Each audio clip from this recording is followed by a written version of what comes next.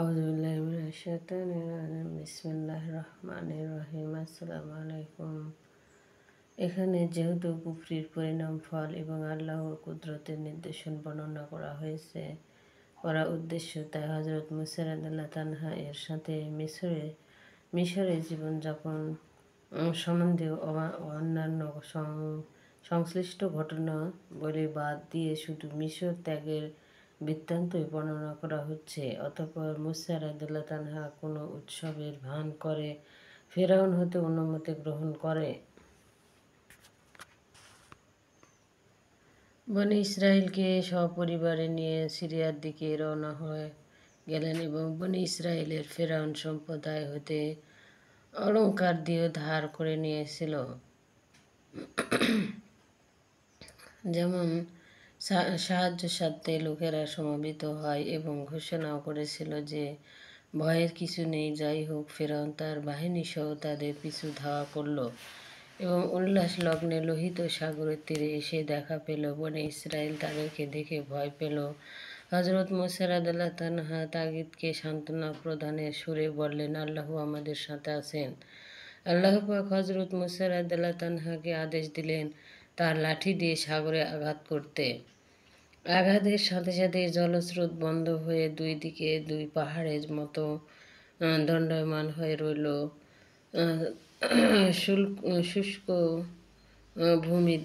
শুকনো ভূমি দিয়ে বনী ইসরায়েলের নির্বিঘ্নে সাগর পার হয়ে গেল, আর ফেরাউন সকলের এর মধ্যস্থলে পৌঁছলে সকলেই পানিতে ডুবে মরল। এই দ্বিতীয় কাহিনীতে হযরত ইব্রাহিম রাদিয়াল্লাহু তাআলা এর ঘটনা বর্ণনার মাধ্যমে রাসূল সাল্লাল্লাহু আলাইহি সাল্লামকে সান্ত্বনা দেওয়ার উদ্দেশ্যে, অর্থাৎ হযরত ইব্রাহিমের পিতা হতে আরম্ভ করে সকলেই ছিল বিপথগামী মূর্তি পূজক, সেই সাথে তার পিতাও যে দুজকি সেই চিন্তা কি সামান্য ছিল। তবুও তিনি দোয়া ছাড়া কিছু করতে সক্ষম হননি।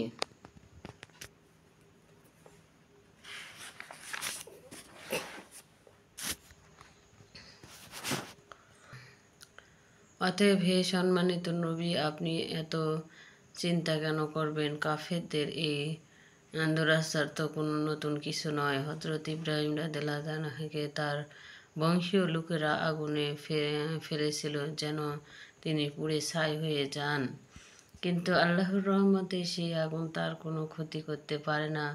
অতঃপর বাধ্য হয়ে তিনি হিজরত করেন।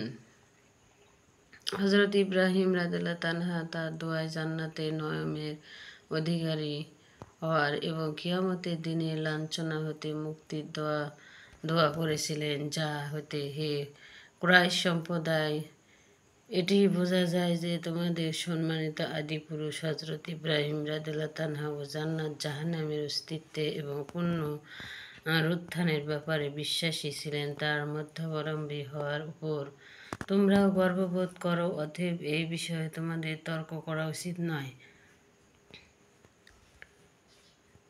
এর সাথে পুনরুত্থান হিসেবে অবস্থাও বর্ণনা করা হয়, অর্থাৎ সেই দিন অনাচারীদের সামনে জাহান্নাম এবং অত্যাচারীদের সামনে বেহেশতে আনয়ন করা হবে এবং সেই দিন ধন সম্পদ ও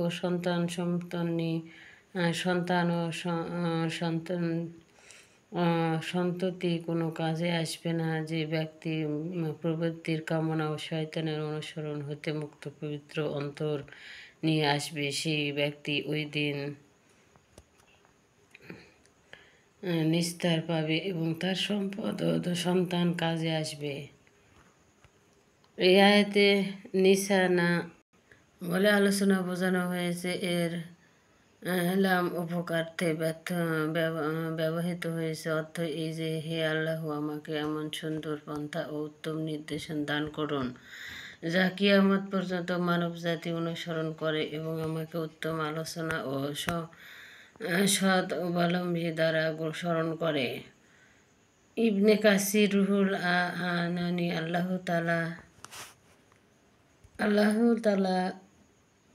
তাআলা হযরত ইব্রাহিমের দোয়া কবুল করেছেন। ফলে ইহুদি, খ্রিস্টান এবং কি মক্কার মুশরিকরা পর্যন্ত ইব্রাহিমকে ভালোবাসে এবং নিজেদেরকে এর অনুসারী বলে, যদিও তাদের ধর্মমত ইব্রাহিম মিল্লাতের বিপরীতে কুফর ও শিরকে পরিপূর্ণ। তবুও তাদের দাবি এই যে আমরা ইব্রাহিম মিল্লাতে আছি, মুসলিম সম্প্রদায় তো যথাযথ রূপে মিল্লাতে ইব্রাহিমের অনুসারী হওয়াকে নিজের জন্য গর্বের বিষয় বলে মনে করে। মুসলিম সম্প্রদায় তো যথাযথ রূপে মিল্লাতে ইব্রাহিমের অনুসারী হওয়াকে নিজের জন্য গর্বের বিষয় বলে মনে করেন।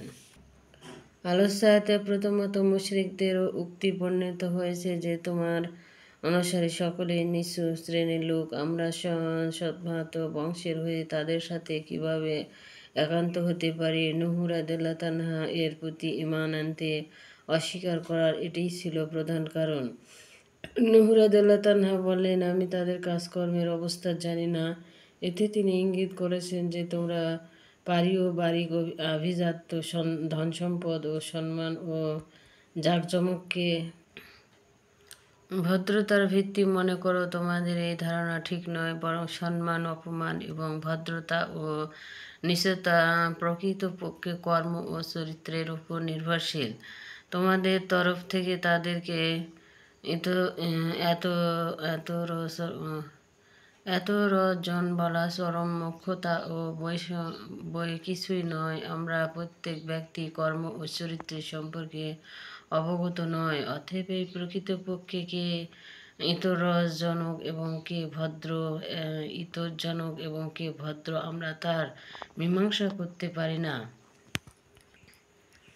আয়াত 128। অর্থাৎ তোমাদের এসব কাণ্ড অযথা ও অহেতুক যে তোমরা বড় বড় সুউচ্চ প্রাসাদ তৈরি করছো, মনে হয় তোমরা এখানে চিরস্থায়ী হওয়ার ধারণা করছো, অথচ এই সব কিছু তোমাদের বোকামি ছাড়া কিছুই নয়, কারণ মৃত্যু তোমাদের ঘাড়ের উপর সোয়ার হয়ে আছে, তোমরা এখানে চিরস্থায়ী নও।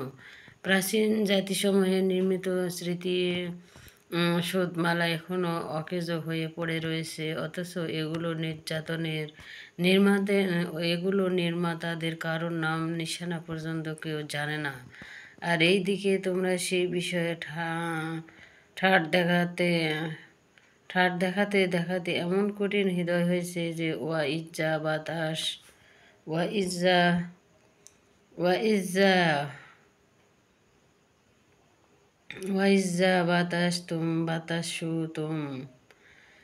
একজন মহাসেরা চারিত্রে পরিণত হয়েছে। এই উক্তিতে তাদের বদ চরিত্রের কথা বর্ণনা করা হয়েছে। ইতিহাস হতে জানা যায়, এককালে আদ জাতির রাষ্ট্র স্থাপিত হয়েছিল এবং এটি সুদূর মিশর, তুর্কিস্তান, হিন্দুস্তান পর্যন্ত বিস্তৃত ছিল, যাদের সংশোধনে নিমিত্ত আল্লাহ তাআলা হযরত হুদ রাদিয়াল্লাহু তাআলাকে নবী হিসেবে পাঠিয়েছিলেন। তাদের ওই সকল সুউচ্চ প্রাসাদ এখনও মিশরের স্মৃতিস্বরূপ বিরাজ করছে। এখানে হযরত সালেহ রাদিয়াল্লাহু তাআলা এর ঘটনা বর্ণনা করেছেন। তার গোত্র আদ জাতির পর আরবের উত্তরাংশে কর্তৃত্ব প্রতিষ্ঠিত করেছিল। তাদের এলাকায় বাগান, কৃষিক্ষেত, প্রবাহমান জলপ্রপাত, উন্নত মাঠের খেজুর ইত্যাদি যথেষ্ট পরিণামে উৎপন্ন হতো। দেশটি ছিল খুবই সুজলা সুফলা, ফলে সেখানে কারো অধিবাসীগণ ভারী মর্যাদার জীবন যাপন করছিল। কিন্তু তাদের উপর এই কারণে আল্লাহ গজব হলো যে তারা ছিল মূর্তি পূজারী।